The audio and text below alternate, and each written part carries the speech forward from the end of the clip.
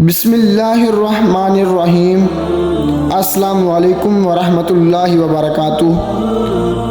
جی معزز سامعین، آج کی ویڈیو میں آپ کو بتانے جا رہا ہوں کہ ہم میں سے تقریباً 90% لوگ ایسے ہیں جو قربانی کرتے وقت بہت سی غلطیاں کرتے ہیں۔ نمبر 1 پر آتا ہے قربانی کن جانوروں کی جائے۔ یقیناً آپ لوگ اس سے واقف ہیں، البتہ جانوروں کے انتخاب میں مقامی حالات اور ملکی احوال کو سامنے رکھنا چاہیے۔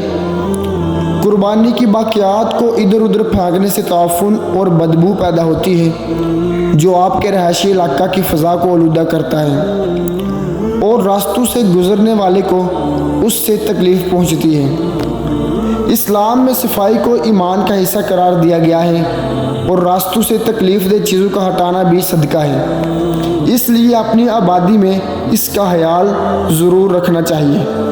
ممکن ہو تو گاؤں والوں کی میٹنگ کر کے صفائی کے اہتمام کا ماحول بنانا چاہیے۔ شریعت مطہرہ میں ہر حلال جانور کی قربانی درست نہیں، بلکہ قربانی کے لیے بعض حلال جانوروں کو متعین کیا گیا ہے۔ اونٹ اور اونٹنی کم از کم اگر 5 سال کی ہوں یا اس سے زیادہ تو ان کی قربانی جائز ہے۔ گائیں، بیل، بھینس اور بھینساں کم از کم 2 سال یا اس سے زیادہ کے ہو تو ان کی قربانی پھر جائز ہے۔ بکرا اور بکری کم از کم 1 سال کی ہوں یا اس سے زیادہ کے تو ان کی قربانی پھر جائز ہے۔ دمبا، مینڈھا اور بھیڑ اگر 1 سال یا اس سے زیادہ کی ہو تب تو کوئی مسئلہ نہیں، لیکن البتہ اگر 6 ماہ یا اس سے زیادہ کا ہو لیکن سال سے کم ہو اور اتنا موٹا فربہ ہو کہ اس میں اور سال کی عمر والے میں فرق محسوس نہ ہو تو اس صورت میں قربانی درست ہے۔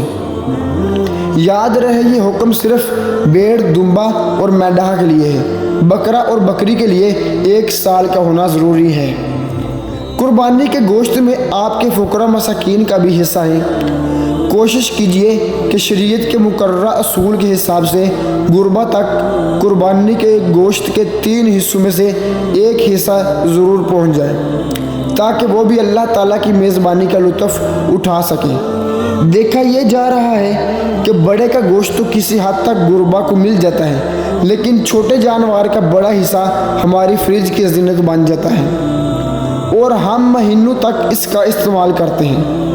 اپنا حصے کو محفوظ کر لیجئے، برا نہیں، لیکن اس کو محفوظ کرنے کے چکر میں غربا کا حصہ ہضم کر جانا شریعت کی نظر میں ناپسندیدہ ہے۔ اس کا مطلب یہ ہے کہ آپ اپنے قربانی کے گوشت کو بھی دوسروں پر قربان نہیں کرنا چاہتے۔ پھر کس طرح قربانی کا مزاج بنے گا؟ یہی حال قربانی کی کھالوں کا ہے۔ یقیناً آپ اسے اپنے استعمال میں لا سکتے ہیں، لیکن اگر اس کو فروخت کر دیا تو پھر اس کی قیمت کا استعمال آپ کے لیے جائز نہیں ہے۔ آپ اس سے نہ تو مسجد، مدرسہ کی عمارت کھڑی کر سکتے ہیں اور نہ ہی امام و مؤذن کی تنخواہ پر اسے صرف کر سکتے ہیں۔ اسے مستحقین زکوٰۃ تک پہنچانا لازم اور ضروری ہے۔ ہمیں حضرت ابراہیم علیہ السلام کی قربانی کو بھی یاد رکھنا چاہیے۔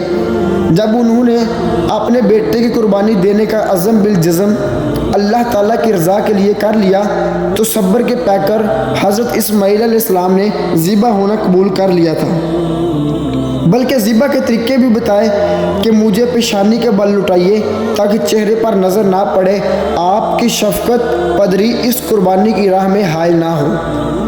جب چاقو حلقوم پر رکھ دی گئی لیکن اللہ تعالیٰ صرف اپنے خلیل کی فدائیگی دیکھنا چاہتے تھے۔ یہ پورا ہو گیا تو ایک دوسرے جانور کی قربانی ہوئی۔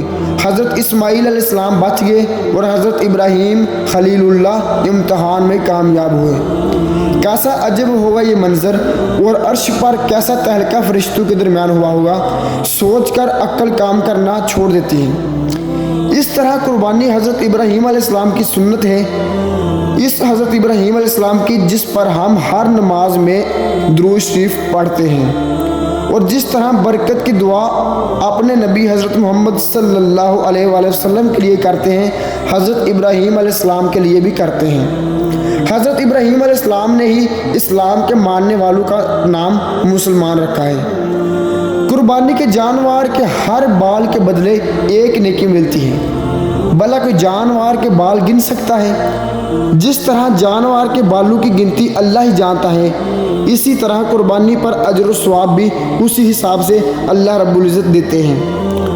قربانی کے یہ جانور پل صراط میں ہمارے لیے سواری کے کام آئیں گے، اس لیے حکم دیا گیا کہ موٹے جانور کی قربانی کی جائے جس میں کوئی جسمانی عیب نہ ہو۔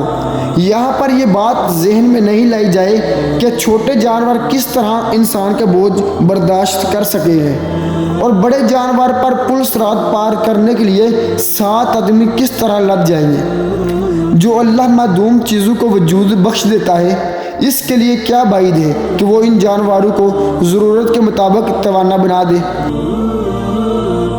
اور ہم تیزی کے ساتھ پل صراط پار کر جائیں۔ لیکن اس کا سارا مدار دل کی کیفیت پر ہے۔ قربانی اللہ کی رضا کے لیے کیا ہے تو سب کچھ ہو سکتا ہے، اور اگر دکھاوے، نمود و نمائش اور ریاکاری کے لیے ہے تو وہ صرف گوشت کھانے کے ہی کام کا ہے۔ پل صراط پر ایسی قربانی کے کام آنے کا خیال چھوڑ دینا چاہیے۔ قرآن کریم میں اللہ رب العزت نے صاف صاف ارشاد فرما دیا ہے کہ اللہ کے نزدیک قربانی کے جانور کا گوشت اور خون نہیں پہنچتا، اس کے نزدیک صرف تقوی کی قدر، اور تقوی دل کی اس کیفیت کا نام ہے جس میں اللہ کا خوف اور اللہ کی خشیت اور ڈر شامل ہے۔ دوستوں امید کرتا ہوں آپ کو آج کی میری چھوٹی سی ویڈیو اچھی لگی ہوگی۔ دوستوں اگر ویڈیو اچھی لگے تو عید آنے سے پہلے اپنے تمام عزیزوں قربا سے اس ویڈیو کو شیئر کریں، تاکہ اگر وہ بھی ان میں سے کسی بات پر عمل کر جائیں تو اس کا اجر و ثواب بھی آپ کو مل سکے۔ اگر ویڈیو واقعی آپ کو دوستوں اچھی لگے تو ویڈیو کو لائک ضرور کر دینا اور چینل کو سبسکرائب کر دینا اور گھنٹی والے بٹن کو ضرور دبانا تاکہ ہر نیو آنے والی ویڈیو آپ تک بآسانی پہنچ سکے۔